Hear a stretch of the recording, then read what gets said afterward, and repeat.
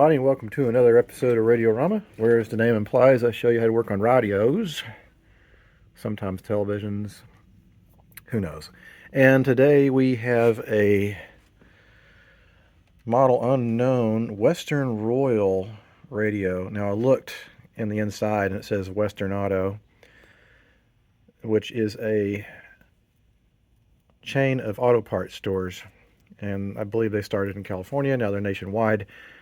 And they, like a lot of other retail stores, would sometimes contract other companies, probably one of the Plant A or Plant B plants in Chicago, to make radios with their branding on it. And this is one of them. I do not know if it works. It does have a power transformer, so I probably should not be doing this. I should be running it through a Variac, but I don't feel like it.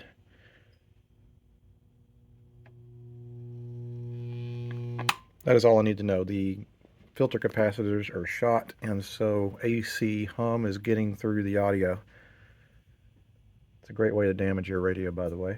So, I'm going to go ahead and take a look in the back.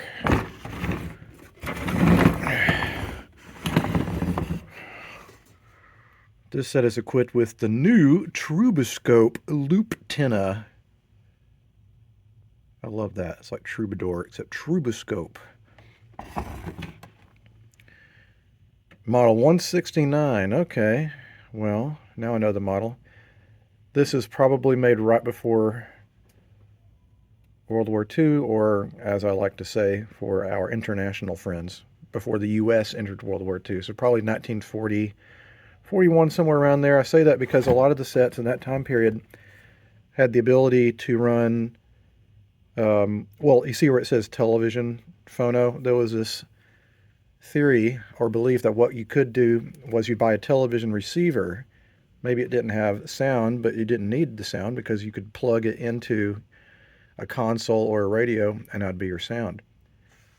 That never really worked out. What happened is that television was delayed in the U.S. because everything went to the war effort. And so all the manufacturing stopped for consumer goods and went into military goods. RCA, General Electric, a lot of those companies pooled their resources together to make something really remarkable called the proximity fuse. And if you don't know what that is, look it up. It's the most insane thing ever, and hardly anyone knows about it. So after the war, when television came out, it came with the sound built in, and I believe that it was FM for sound. We'll get into that later in another episode. But the set does not work, and so we need to pull the chassis and see what the situation is with the electrolytic capacitors, which I am almost certain are just dried out and shorted. Okay, so I pulled this thing, and yuck! It has clearly been infested with bugs that have eaten holes in the speaker and left their disgusting bug excrement everywhere. There's like spider carcasses. It looks like a mouse was in here. I don't know. This is disgusting. Like, I kind of don't want to work on it. I think what I'll do is take it out and get a brush so I can brush all the bug carcasses and shit out of there. I need to fix the speaker too. Bare minimum, I'm going to replace the electrolytic and see if the speaker is salvageable. Because it sure does not. It does not look good. In fact, what I'm going to do is I'm going to take this out and brush all the stuff out of it and then attempt to patch the speaker. It's like more holes than speaker. And if it was a permanent magnet, I'd just replace the whole thing, but it's not. It's a field coil. God. Today's the 4th of July. I'm supposed to be grilling and stuff versus working on radio carcasses like this. Does it look pretty? No, but all the holes are now filled. I used Lexel, which stays flexible when it dries, and you want that because you want the cone to be able to move. Some people will fill all the holes with paper glue, and then it becomes very stiff, and it sounds terrible. Alright, so let's take a look and see what this electrolytic is. It looks like we have two values, and probably Looks like negative does not go to chassis ground. There's actually several electrolytics. There's another one here. That one's only 25 volts. That is probably a bias cap for the output stage. Let's see, it says 20 plus 10 microfarads.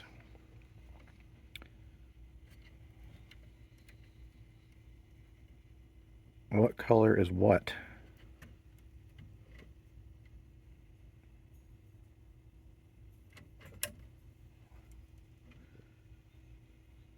It doesn't say. Well, I'm just going to put two 20 microfarad caps in there. It won't matter. That cord is rotten. Alright, I'm going to replace the electrolytics and see if there's any life and if that jury-rigged speaker repair did anything. Okay, I've done the bare minimum. I've replaced these two electrolytic capacitors. And so now I'm going to plug it in, see if it works. Alright, here goes nothing.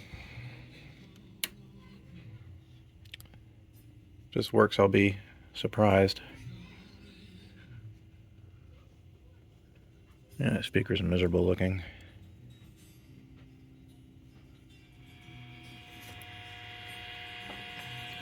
Well, tuning condenser is stuck.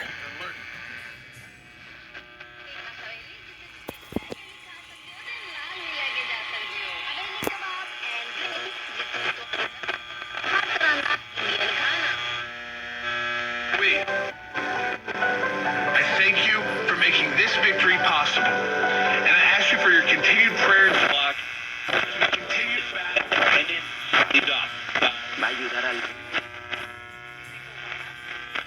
It would drop on October 20th, but the new release date is scheduled for November 17th. And Lil Wayne is set to be honored by BMI for his contributions to hip-hop. BMI announced. So, the parade itself starts in about 10 minutes on Park. It goes over to Otis, over to Grand, and then it goes down Central Avenue. That's the change. It usually goes down Encinal at that point, then over to Webster, where it ends at Webster and Lincoln. So, yeah, you will find a lot of city streets cordoned off in Alameda just now. We're looking fine, though, on... Yep, today's 4th of July, and Alameda has the country's longest 4th of July parade, and luckily, since I live here, I don't have to worry about parking. Everyone else does. Anyway, it works miraculously, and the speaker actually sounds okay, despite looking terrible. But that's okay. No one's going to see it once it's back in the cabinet. So what I need to do now is start the boring old recapping process. I think what I'm about to do is clean the chassis up a little bit, because it is filthy. I like working on things that are a bit cleaner. Okay, so now before I just continue, it's something interesting. All the tubes say Champion on them, and I've never seen that brand, and I'm wondering, Champion is a brand of spark plug here in the U.S., and I'm wondering if maybe, because it's an auto parts store radio, that maybe they sold Champion brand spark plugs. Not spark plugs, tubes. Anyway, this guy right here, it says mica mold, and I know that's misleading. A lot of people, when they work on old radios, are like, oh, those mica caps are good forever. That is not a mica cap. That is a mica mold branded paper capacitor in a Bakelite shell, and they pop. Just like all the other paper caps. That's the across-the-line cap, so we need to replace that with an actual across-the-line cap that will hold up to a surge. The rest of these are pretty plain Jane. 0.05 microfarads, 200 volts. You just want to put in the similar value. You can get away with like upwards 20% or more. Usually doesn't matter, because I've got a cap checker, and sometimes I'll check the caps coming out of these guys, and they don't really capacitate anymore. It's amazing these sets work with these old guys in them, but they all need to go. And we have 1, 2, 3, 4, 5, 6 paper caps, 7 if you count that guy, and then one more electrolytic. And so not much to replace in here. It's a fairly basic radio. I guess it's got a 6th tube in there, which helps out just a little bit. So let me clear all these guys out. And then we need to figure out what's going on with the tuning condenser, why it's stuck. All right, next step of the restoration is clean up the cabinet. And by the way, it's the 4th of July. My folks are here. Say hi for the camera. Hi. It's my dad. Now he's famous just like me. Anyway, what I'm going to use is this product called Old English. I know a few of you that are from Europe said it's very expensive over there, but it's just a furniture rejuvenator. I'm going to go over the whole cabinet with it, kind of cover up the scratches and nicks and stuff. Alright, well, not much happened yesterday. It was 4th of July and the family was over, so we did what a lot of Americans do, which is cook unhealthy food like hamburgers and hot dogs and stuff like that. And we're not allowed to let off firecrackers here, but a lot of the neighbors sure did. I did clean up the cabinet, and also all 4 corners were coming loose. I've got it glued and clamped, sitting here and drying. I'm actually working on other projects in the house right now, including a catio for my cats. And so I've been working on all that all day today. And here's some of the lumber that I still need to process. I don't know if you can see it through there. Anyway, my cats are going to be able to go out there from a tube in the house. That seems to be a thing these days. Anyway, they get a kick out of it. Alright, so now that I'm back with the chassis waiting for that glue to dry, I have 4 more capacitors to replace. Let's try to get some of these bug carcasses out of here because that's kind of gross. I know that the future one won't know they're there, but I will. So they're going to go. Okay, the caps are now all replaced, and I also changed out the cord because the original one was rotten. And I also ran a new line to the pilot light because it was all rotten. And so now what I need to do is work on some stuff up top here. Mainly the tuning condenser, which is all jammed up, and also there's a very jury-rigged string going around it that needs to be restrung. So the first thing I'm going to do is kind of dust it off a little bit, because I don't want to basically blend motor oil or whatever with filth, insect filth. Now I'm going to get my zoom spout oil and get the front bearings and then the back bearing, and then this little thing here, just a smidge. Boy, is it stuck. Actually, the tuning condenser is really stuck per se. It's the tuning shaft. So let's get it from behind here so it doesn't get on the string surface. There, that should soak in real good.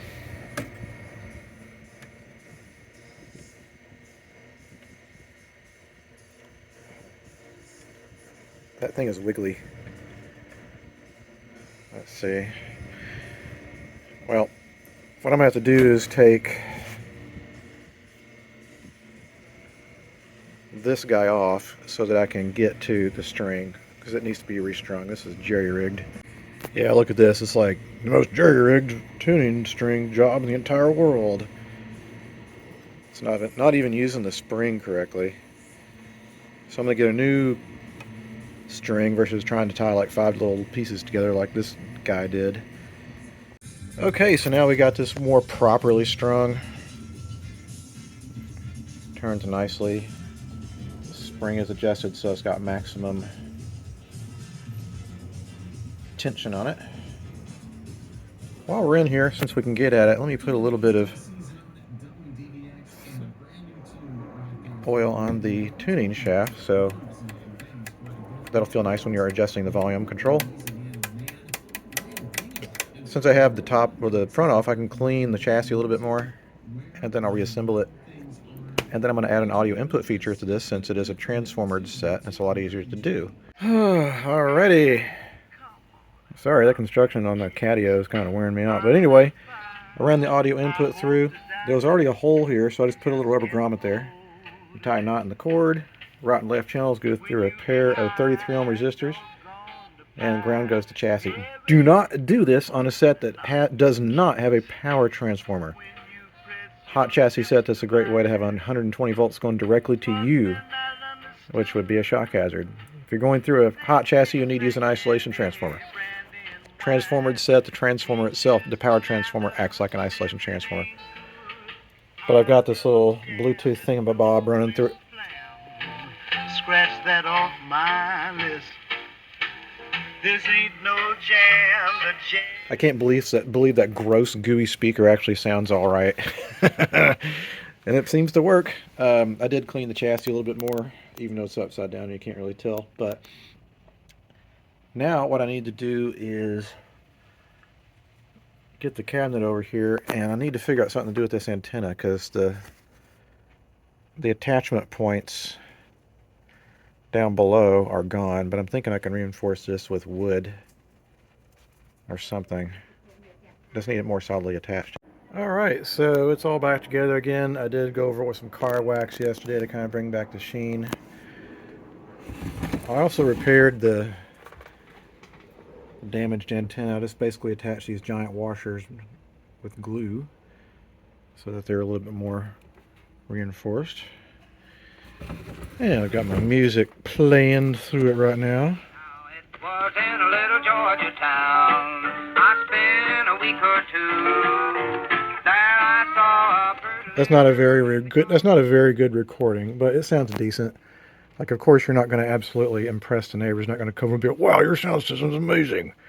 It's a novelty that you have a 90-year-old radio that you can play music through, and it's all original. Anyway, guys, thanks so much for watching. I've never worked on a Western Royal radio before, but I guess there's a first time for anything.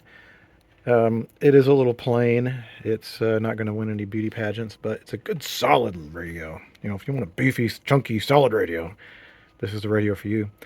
All right, guys, thanks so much for watching. Until the next time something comes across my workbench, I'll see you next time. Adios.